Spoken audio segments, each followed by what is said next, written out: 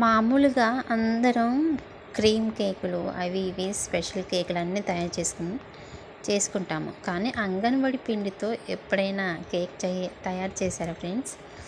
ఈరోజు నేను చేసి చూపిస్తాను. మీరు కూడా ట్రై చేయండి. చాలా అంటే చాలా బాగా వచ్చింది.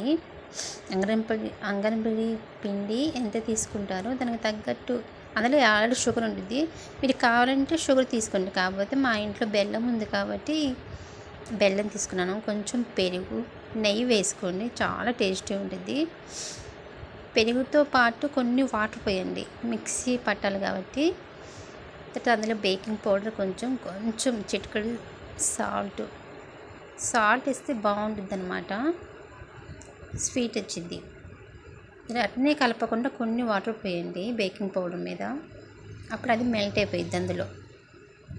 తర్వాత మంచి కలుపుకొని ఒక 5 మినిట్స్ తర్వాత మీకు ఎంత మోతాదులో బేకింగ్ది మీ దగ్గర కేక్ గిన్నె ఉంటే అందులో పెట్టుకోవచ్చు. ఆయిల్ పూసిన తర్వాత పౌడర్ వేసుకోండి. ఏదో ఒకటి గోధుమ పిండో ఏదో ఒకటి. తర్వాత అందులో వేసేసుకొని తర్వాత ఒక పెద్ద బౌల్ తీసుకొని ఆ బౌల్లో వాటర్ పోసేసి తర్వాత ఆ గిన్నె పెట్టండి. దాని మీద మూత పెట్టండి. లేకపోతే పొంగిపోయిద్ది అనమాట. సిమ్లోనే పెట్టాలి, హైలో పెట్టకూడదు. ఫుల్గా పెడితే ఏమైంది, పొంగిపోయిద్ది. తర్వాత 20 మినిట్స్ టు 30 మినిట్స్ తర్వాత చూసుకోండి.